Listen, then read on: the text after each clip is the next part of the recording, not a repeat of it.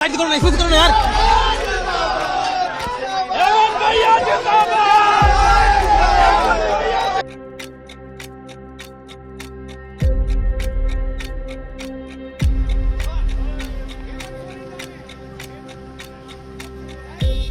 झारखंड के लोगों के लिए नई खुशखबरी आ गई है। अब आप सोच रहे होंगे कि खुशखबरी किस चीज की, तो झारखंड को अब एक नया मुख्यमंत्री मिलने वाला है। हेमंत सोरेन, जिसे हम आज तक झारखंड के पूर्व मुख्यमंत्री कह रहे थे, लेकिन अब उनके आगे से पूर्व शब्द हटने वाला है, यानी कि वह अब हेमंत सोरेन झारखंड के नए मुख्यमंत्री होंगे। और इसी के साथ हो सकता है आप लोगों के लिए जो 5 लाख नौकरियों का वादा किया गया था, शायद वह कुछ हद तक पूरा हो जाए।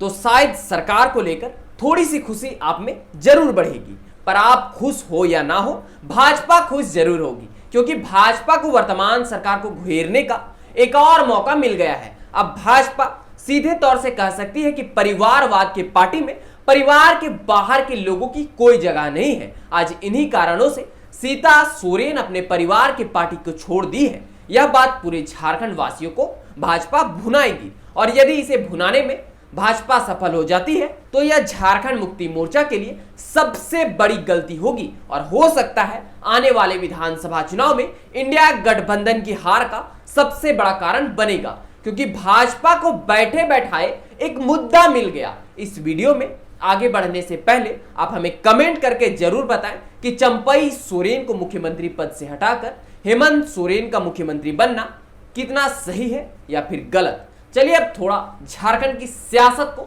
समझते हैं। झारखंड में तेजी से बनते बिगड़ते सियासी समीकरण के बीच पूर्व मुख्यमंत्री हेमंत सोरेन को इंडिया अलायंस ने विधायक दल का नेता चुन लिया है। बैठक में उपस्थित गठबंधन की सभी विधायकों ने एक मत होकर के हेमंत सोरेन को अपना नेता चुना।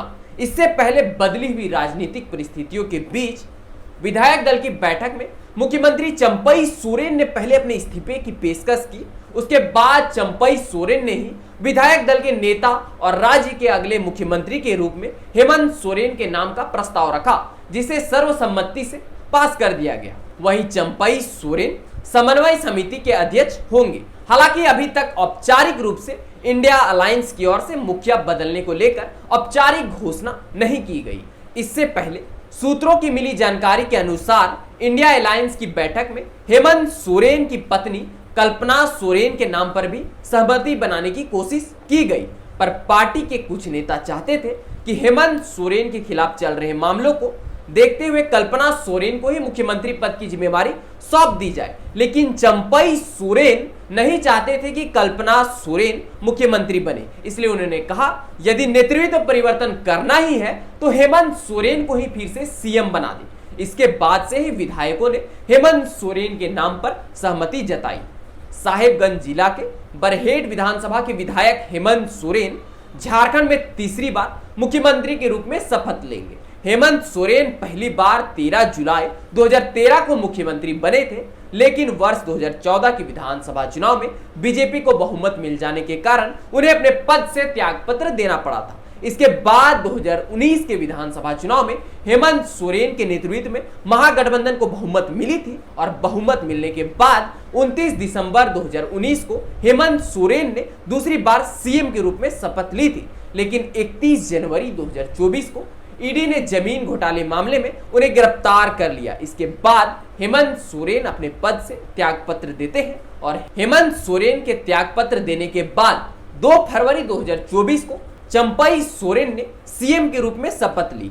इस तरह से चंपई सोरेन 151 दिन का कार्यकाल पूरा कर चुके हैं। इंडिया अलायंस विधायक दल की बैठक के बाद शाम में सभी विधायक और वरिष्ठ नेता राजभवन जाएंगे। सीपी राधाकृष्णन अभी रांची से बाहर है, जो झारखंड के राज्यपाल हैं। वह शाम तक उनके राजभवन पहुंचने की संभावना है, जिसके बाद कांग्रेस, जेएमएम और आरजेडी के विधायक राजभवन पहुंच जाएंगे। यह बात फिर से साबित हो गई है कि राजनीति में सिद्धांतों से ज्यादा ताकत अहमियत रखती है। आखिरकार सारी लड़ाई कुर्सी के लिए ही होती है। 29 जून को लैंड स्कैम मामले में नियमित जमानत पर जेल से बाहर आने के साथ ही पूर्व मुख्यमंत्री हेमंत सोरेन के तेवर से लगने लगा था कि झारखंड में कुछ बड़ा बदलाव होने वाला है। उनके निर्देश पर 1 जुलाई को इंडिया गठबंधन के सभी सहयोगियों को कह दिया गया था कि 3 जुलाई को बैठक में हर हाल में आना है। यही वजह रही कि 2 जुलाई को प्रस्तावित चंपई सोरेन का दुमका दौरा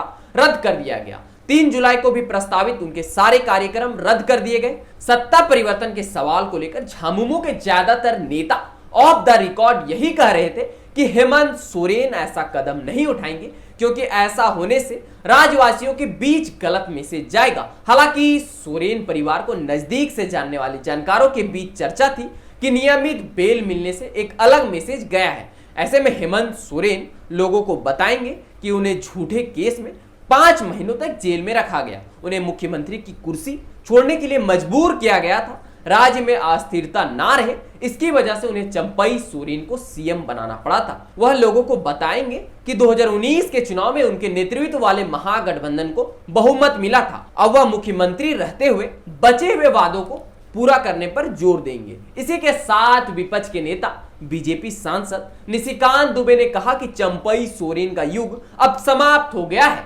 निशिकांत दुबे ने ट्वीट कर कहा कि परिवारवादी पार्टी में परिवार के बाहर के लोगों की कोई राजनीतिक भविष्य नहीं है। काश आंदोलनकारी मुख्यमंत्री बिरसा भगवान से प्रेरित होकर भ्रष्टाचारी हेमंत सोरेन के खिलाफ खड़े हो पाते। अब सिर्फ देखना होगा कि चंपई सोरेन मुख्यमंत्री पद से इस्तीफा देने के लिए राजभवन कब पहुंचते हैं, क्योंकि सभी विधायकों ने अपनी सहमति दे दी है। अब बस औपचारिकता बाकी है।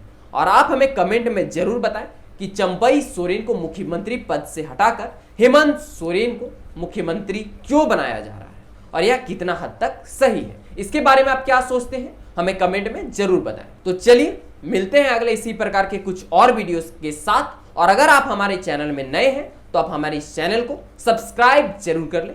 तब तक के लिए आप सबको जोहार।